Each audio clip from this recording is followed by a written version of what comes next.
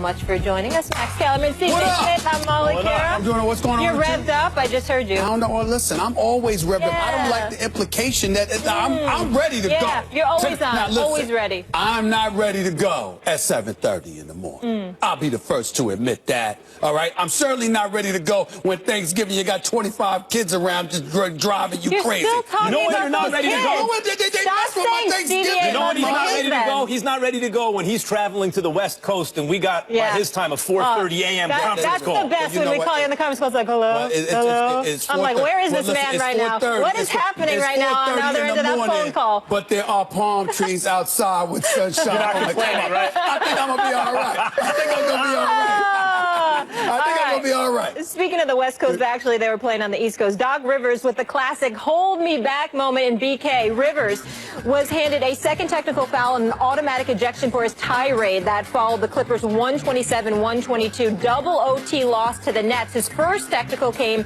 after walking almost to the Nets bench to argue a foul call as the Clippers trailed by 2 late in the first OT. What's up, Doc? Well, I thought it was awful tech. You know, honestly, I think you guys know why the tech was called. The official who had nothing to do with the play thought I was yelling at Lauren, and I wasn't. You know, we were actually, she said, Doc, you're right or whatever, let's walk back. We were walking. We weren't even arguing. So it was the damnedest tech to give at that time. And, you know, what the league's going to do, they're going to fall back on he crossed half court. That's you see tomorrow, that's what they're going to say. And we're going to all know that that's not the real reason. I don't think an official that has nothing to do with the play should be giving someone a tech. That's my thing. That's why I got upset. He didn't know what we were talking about, and it wasn't even an argument. So, but listen, that had nothing to do with the game, and that's not why we lost the game. The Clippers start off 10-1, and now after losing 3 in a row, they're 4-4 in their last 8. Stephen A., let's get into our feelings. Yes. How do we feel about what we're seeing from the Clippers right now? Well, I don't feel very good because what I'm seeing is the same old Clippers. Certainly Doc Rivers going off. That's an entirely different thing. I think that a lot of people get on Doc Rivers, the coach. I don't get on him as the coach. I think Doc Rivers is an excellent coach. I think he's exceptional, and he's a champion, and he's a master motivator. His record as a GM has not been the greatest because there have been times where you needed to build that bench, which I believe he went out and did this offseason. I like the acquisition of Spates. I like a Raymond Felton and guys like that on this squad. I think that they bring an added dimension to the team because it contributes to the depth. What I'm looking for from the Clippers, however, here's the problem. What did I try to tell you, Max? You know what I'm saying? I know you got Golden State, but at the same time, we talked about the Clippers. And what did I sit up there and say to you, Max Kellerman? I said, look, man, I got to see it to believe it. I know Blake Griffin could play. Chris Paul, I mean, you want a quintessential prototypical point guard. I want Chris Paul to be the leader on my team. DeAndre Jordan, it would really be nice for you to make free throws. It would really, I mean, I'm touched. You're 21st in the league in free throw shooting, and I have no doubt that DeAndre Jordan has something to do with that. I just think that's safe to say. I think that ship has sailed. His free throw ship has sailed. I just think that it's safe to say. It's safe to say. Having said all of that, what I'm seeing is what I told you when everybody was getting all excited, talking about they're the best team in the NBA. Look at their start right now. I'm like, pump the brakes, it's early.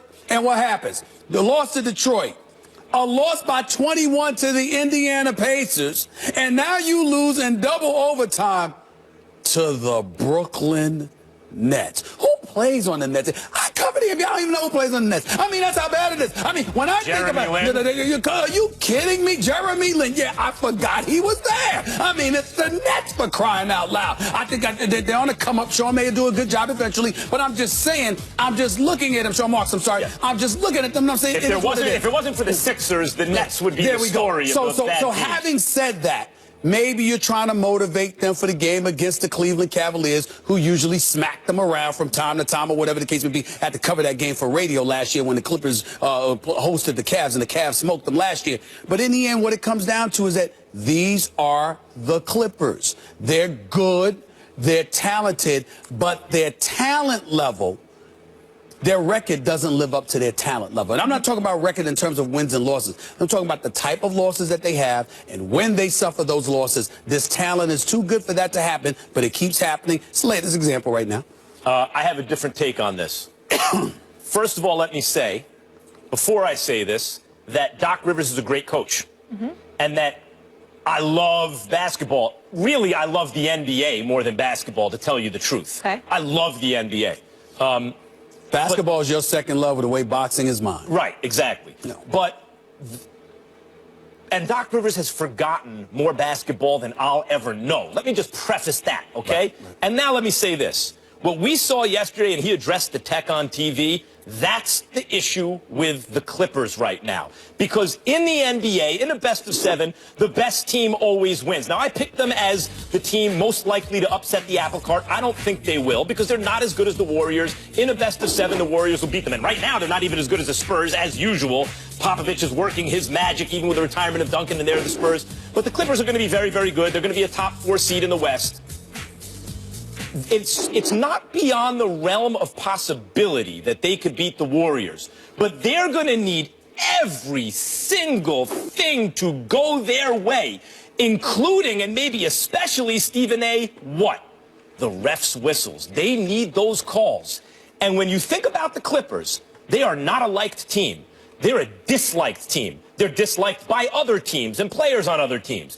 They're disliked around the league. And they're disliked by officials. And when Doc is at war with the officials, what he's doing is setting up a situation heading into the playoffs, because in the NBA, we all know who's going to the playoffs, especially the elite teams. No one's arguing Clippers ain't going to be in the playoffs. Right. And heading in there, the officials are unlikely to blow the whistle in their favor and much more likely to look the other way when that should happen and blow the whistle in the opponent's favor. And given that they're simply not as good as the Warriors and maybe not the Spurs, that is the exact opposite of what they need. So I prefaced it by saying Doc Rivers forgot more basketball than I ever know. I understand that. But Doc, I think, has to ask himself.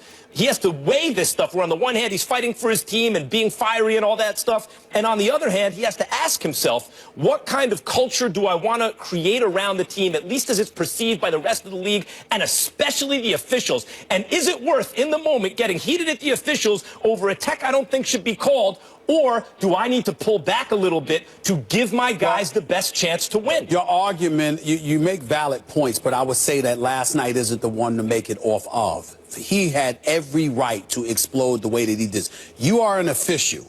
You have no business calling a technical foul and ejecting a coach from the game because he's talking to another official when you have no knowledge of what they're talking about. You don't get to make that assumption. You sort of usurped the authority that is bestowed upon the official that's in presence of the coach at that particular moment. Whoever that official was overstepped his bounds, and Doc Rivers was absolutely right to call him out on it. However, here's where it gets interesting. Covering the league, as I do, and you always pause because you know where I'm going in terms of when I'm telling you information. Just so people know, hold on, just so people know, when sometimes you got to read between the lines with Stephen A. Right. He's telling you things, so stick to a point. I'm like, wait a minute, that doesn't make it. I'm told. He talked to people. Now, in this case, I'll just put it out there. There have been complaints over the last year. The combination of Doc Rivers and Chris Paul, as elite as I believe both are, they do rake officials' nerves. They talk a lot and are perceived as complaining a lot. I don't know because I'm not always sitting actually courtside. I'm usually standing, you know, in a tunnel or whatever the case is. I don't like sitting down during the games. So my point is that I'm not always at the scorer's table per se. But you get, not that that's the only place you can complain with an official, but Chris Paul and Doc Rivers do have a reputation of really raking the officials' nerves. The officials have said privately, and it has disseminated throughout the NBA, that those two individuals beat up on officials a lot verbally. If that is true, then that speaks to your point as to what kind of impact that can have. But I will tell you this, when I watch the Clippers, I don't see them devoid of a championship because of officiating. Right. I see them devoid of it because of free throw shooting on the part of DeAndre Jordan, an offense where you got a shooting guard in J.J. Redick that can shoot 45% from three-point range the way that he is right now, but defensive lapses at the wrong time, mistakes at the wrong time on the offensive end of the floor, and dudes like Blake Griffin, who's an absolute star, but when you need him to step up to that elevated level where it ain't about the numbers, it's about the moment, there are times where we find ourselves saying, yo, Blake, where you at? But I agree with all that, And really, even with all that, it's really just the existence of the Warriors in their conference that really eliminates them from moving on. But when you look at what Doc has here, they have continuity. They've played together for a bunch of years. They have 2 legit superstars. They have another all-star. They have a deeper bench than they've had in recent years. They have a great coach. They have a major market. They have a team-friendly owner. They have every single thing going for them. Still probably not good enough to get past the Warriors, but that's why I'm saying Doc has to ask himself, am I giving us the best possible chance to win? Or is he and Chris Paul, are they letting their competitiveness get the better of them and not picking and choosing? Or are they whining too much? I'm not bringing Chris Paul in as part of this equation because I've seen Chris Paul judiciously go about the business of working the ref. Right, ref 1 minute, you know, or the other minute he's quiet and he's performing. Not to mention the fact that he shows up in big moments. What I would ask you to consider is this. What's a bigger issue here? To me, it sounds like your biggest issue is Doc needing to ask himself that question you just said he should ask.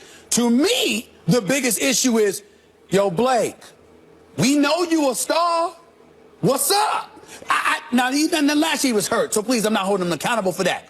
But Blake Griffin is, talent-wise, is a superstar. He's playing out of his mind this year. And he's playing out of his mind this year. He sacked coach's decision last year. But you got to remember, even when he's playing out of his mind, there's those big moments. I'm not talking about big games, because he'll never disappear for a whole game.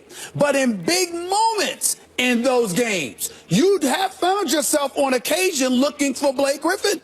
Yes. And that can't happen. He's got to be that dude because Chris Paul's a 6'1" guard. He ain't Steph Curry going to pull up from 40. Chris Paul is an orchestrator. He runs a show. He's the captain of a ship. It's Blake Griffin's job to elevate himself to that next level. If Blake had the thing you're talking about, he wouldn't just be a top 5 or 6 player. He'd be even better than that. Yes. He'd be in the non-LeBron conversation. I need him to be for that best way. player in the league. So I'm not saying that wouldn't be even better than what they have. What I'm saying is we're reacting to Doc right now. Okay. And what Doc said on that sound based on the tech and the ejection last night. Okay. And to me, the issue there is what I said. Doc, this is your best shot. Do you want to give yourself the best shot, or do you want to stack the deck against you when it's already stacked against you? That's a fair question. That's a fair question. All right, we'll leave it there. You guys know what time it is. Trying to keep up with the Joneses. Stephan Jones, the Cowboys CEO and Director of Player Personnel, also Jerry's son, did a video Q&A with Cowboys fans and was asked to name the most difficult Cowboys decision he's had to make. No question for me, it's been our decision here to play the hot hand and keep going with Dak and have Tony, who has handled this with such class and such professionalism in terms of what's in the best interest of our football team at this moment. But certainly been very difficult for everybody because of all the great things Tony's done for our franchise. Oh, Max, what does this say about the Joneses? I think it says really good things, to tell you the truth. Yes, I do. Look, the NFL is ruthless in terms of their efficiency, right? And that's ideally how business works. That business should be very efficient, and they run the team as a business and all that. But there is a redeeming quality about people who not only value loyalty, but reciprocate it. Who have, and this happens even with bad people who play for the Cowboys. You see Jerry Jones come out and defend them and like, dude, you can't defend that guy. Do you know what that guy just did? I mean, how many times are we up here talking about that? And it's because Jerry Jones, in his personal experience, and Marcellus Wiley, my former broadcast partner, happy birthday, by the way. Happy birthday, Marcellus. Yeah. So, but Marcellus Wiley used to talk about this. He played 1 year for Jerry Jones. Didn't play well. I mean, for Bill Parcells on the Cowboys, and has nothing but good things to say about Jerry Jones. The people who play for him like them because he has their back no matter what. He's a loyal guy, and you see it in Stephan Jones, too. Now, it's not toward every player all the time. In this case, it's the quarterback, the longtime quarterback. That bodes well for Dak Prescott. That would make me, if I were a player, want to play for the Cowboys, that they not only demand loyalty, but reciprocate it, even when it's unpopular. And I think that's why, and in this case, they handled the whole thing right the whole time. Well, it's Romo, it's Romo, it's Romo. Okay, maybe it's Dak. Okay, now it's Dak. Hey, Tony, can you hold a press conference just telling everyone so we can move on? And what's Romo supposed to say at that point? No to the people who have been that loyal to him? I'm sure Romo, though it was difficult, probably said, in this imagined conversation in my own mind, probably said, I got to do what I got to do for these people. They do it for me. And it is a redeeming quality of the Cowboys and of Jerry and Stephan Jones. I'm being a little emotional right now because Max was so touching in what he just said. I mean, oh my Lord, the Dallas Cowboys are loyal and they're just so sensitive. You was cold as ice, Stephen A. You know, I mean, hold on.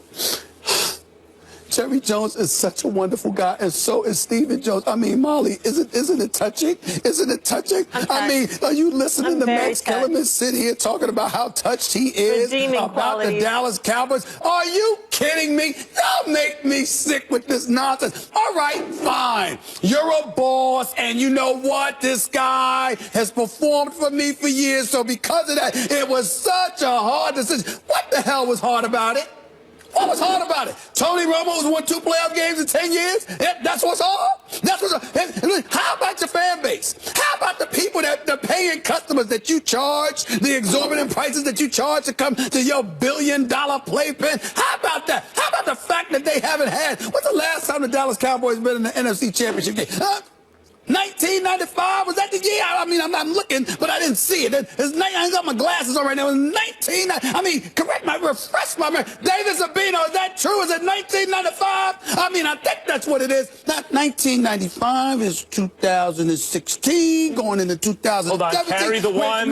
Which carries the one over, which makes about 21 and a half years, 22 years, okay? 22 seasons you ain't been in a conference championship game with your billion-dollar playpen with all the headlines and everything like that, and we're supposed to sit up here and get all emotional. I mean, just Stephan Jones didn't even have the father didn't even have the decency to put that quote out there. It was the son. What was that, on Skype?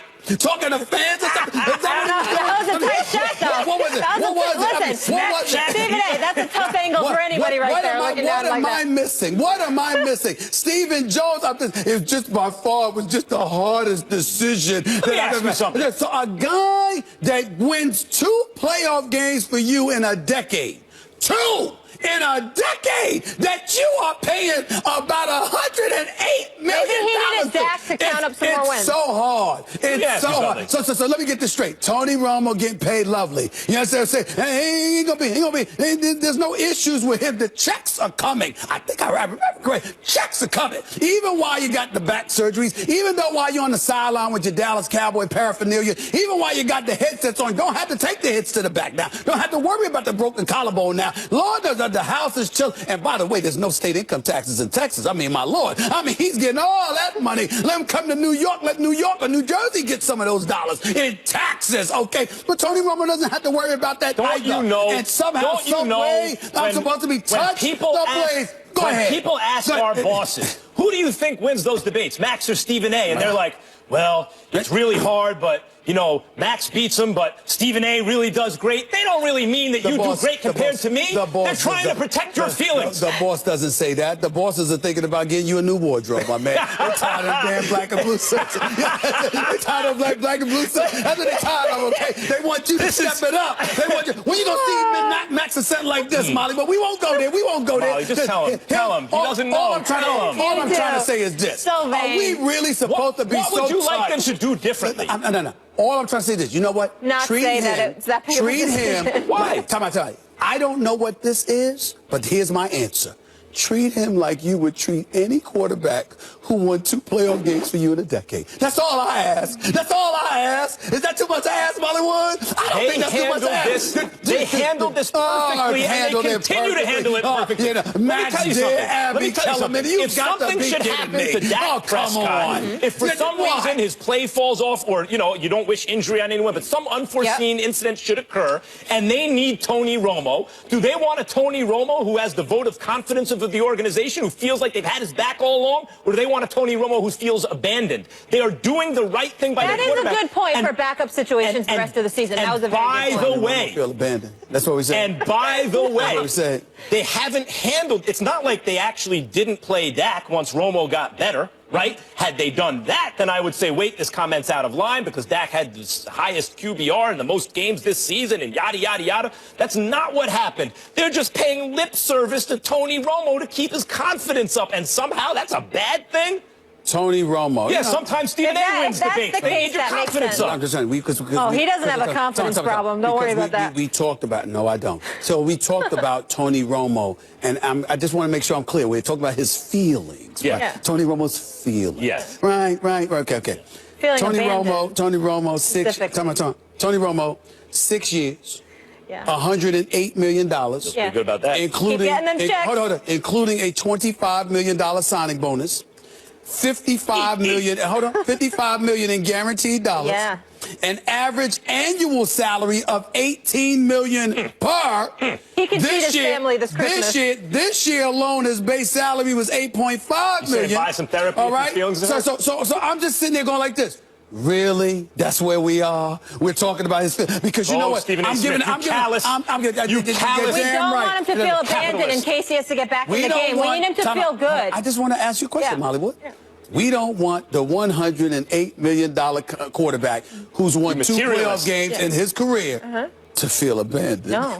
We need his mind right in case he's got to step in. I'm swaying to Max's side during this argument. It's not all about the money. It's just mostly about the money. It's always about the money. It ain't all about the money. It's mostly about the money. Mostly about the money. It's not all about the money. All about the Benjamins, baby. It's not about the Benjamins, right?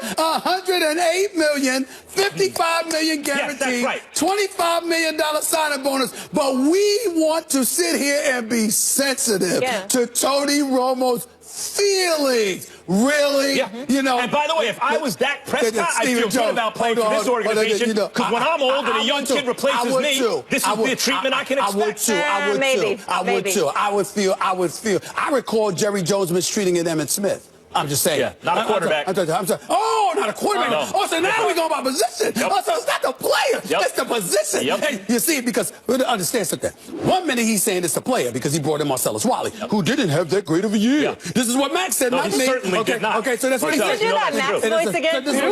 He didn't have a great year, right? But Jerry Jones treated me great. But he mistreated Emmitt Smith now. I'm just saying. Here's the other thing about Tony Romo. When at the end of a running back's career, when they're not good anymore, that's one thing. Tony Romo, when healthy, is still an excellent player. The issue by the way, is simply his availability. Hold on. 3 of the last 4 seasons. And you said what about his availability? He's unavailable usually. Right, but now he is. Oh, really? His availability is the best ability. It's Wednesday. What that got to do with Sunday? Because he's not playing, so he should remain available in case that isn't. I'm saying you want his confidence Max Kellerman has sounded so bad about Tony Romo that even if Tony Romo was playing this Sunday, Max would sit there and say, well, it's Wednesday. Anything can happen between now and Sunday with him. That's right. That's what you would say. That's why he's best served as a backup. Really, exactly. Where the Cowboys have him, by the way. I never said he wasn't best served as a backup. And that's where the Cowboys have him. I'm talking about his feelings. So you don't like the comments they're making supporting him? I'm saying to you, you seem touched by their feelings for him. Yeah. And so do you. We're playing mind games. Stephen A. Smith, you can mock everyone's humanity. That doesn't discount it. Mocking their humanity? Sure. Molly, I'm being cruel, Molly, because $108 million man, $55 million guaranteed. His feelings, y'all. Let me ask the camera folks over there. I'm insensitive. I'm insensitive, fellas. That's what it is. I'm insensitive to Tony Romo. You got to be kidding. Hold on. Let me get my tissue. If I made $108 million, feelings too. I wouldn't be emotional. I'm getting emotional right now, okay? Stephan Jones, let's go to break. All right. I'm just getting emotional. We get to see the Cowboys play tomorrow, Thursday night football against the Vikings. Tony Romo's feelings, y'all. $108 million. His feelings. Be sensitive. We don't want him to feel abandoned, okay? Please. Coming up, the second to last college football playoff rankings are out. So is the Big Ten getting too much respect? We'll break those down in a moment. Plus, could Steph Curry